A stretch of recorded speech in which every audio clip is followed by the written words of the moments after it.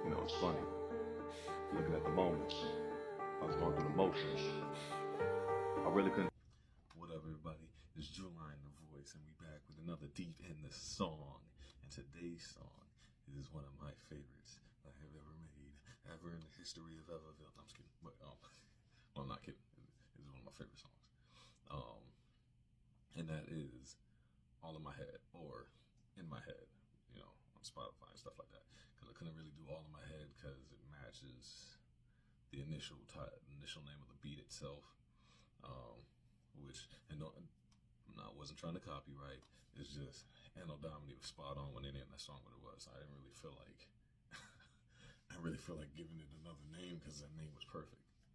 Because that's exactly how the song came out, right? And again, this is what the lady's singing, so it's like it makes no sense to stray from what the hook is, right? Some stuff is a spade is a spade. All that aside, though, right? "All in My Head" is one of my favorite songs because it lets me do one of the things I really love doing. It's like I like creating hybrid things with hip hop. This hip hop has been put in this place right now where everybody feels like it's supposed to be this one-dimensional thing that does the same thing over and over and over again. That's not what made it such a platform, high-level genre, right? It was this ability to take different things and create hybrids out of it, create unique moments of poetry out of it, right? And wordplay and syllables and coolness to it. That was the whole. That's what it did, right? And even before that, right, it was beats. Right, there's a collision of different melodies and beats, strum and instrumental together. So it never started off as like this one-dimensional thing. It was always this really complex, variable sounds, right? And that's what I try to keep hold of, right? More than just the old school, I just try to keep hold to the essence of hip hop, right, or the essence of rap, right, what it was before we got the label hip hop, right? Because hip hop didn't become a label until later on as rap, right? And so it was just, this gave a good chance for that, and it gave a good chance for that with another genre that I do, which is rock, right? I'm a rock head. And so I was Linkin Park inspired by this, and I took certain playbooks out of it, right? So the ballad between the lady and myself, right, where it's just like this deep part where we make it really intricate and like all in my head. And so honing in on that portion, right? So the hook just like hits you, right? You feel the emotion, and then doing the lyrics in the same way in a ballad form, right? Much like something like somebody who's really good at this, Eminem, right? He's really good for ballad type lyrics. So that's what I did. But I took it a step further and put dynamics behind the lyrics, right? And so I put like a fuzz thing, because Mike is good for this on Linkin Park songs, right? He puts like a good fuzz thing. He does like these things that makes his lyric punch into the song, right? So it's like he's singing, but he's not singing, right? He's rapping, but it's having the same impact as if he was singing it. And that's what I do in "All in My Head," right?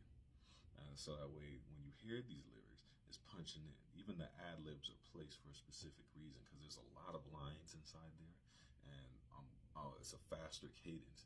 And so what I didn't want to happen is the emotion of the song being lost because of the faster cadence. So the ad-libs are in there to keep you on track of where we're going with this, right? So, is my ice cream? No. Is it 210? No. The guy with the paint, my blue pen, murky water, something for the sons, every doubt the father, independent mom trying to raise the daughters. Like, like the way it's going, do, like, right? It keeps you in, right? It keeps you locked in. So, that way the emphasis on specific things or specific parts aren't missed, right? So "All in My Head" in itself, right, is a turning point of the song where, all right, we realize we're here. We know we're a different person now. We know what we need to get out of here, right? And so now it's time to attack, right? It's time to take this thing head on. And so "All in My Head" just addresses the situation right there and faces it head on. Like, all right, bet, bro, like, you want to go? Let's go. and does it in such the best way possible. So it was a super fun song, super fun cadence to turn around and do. And I like singing just as much as rapping, right? And so, I like combining the two, because it gives more variations, right? There's people who just rap by themselves, and I'm not knocking those people, but if you have the ability to turn around and do both, why not do both? sense, right? It just gives another element that makes it unpredictable for the music. I never want my music to be stale, right? Where it's just like, I can know what he's gonna do. I can know what he's gonna do here. I can know what he, no, I want you to never know what I'm gonna do, right? I can sing a whole ballad the whole entire time. I can sing the whole entire song, right? Or I'll just rap the whole entire song.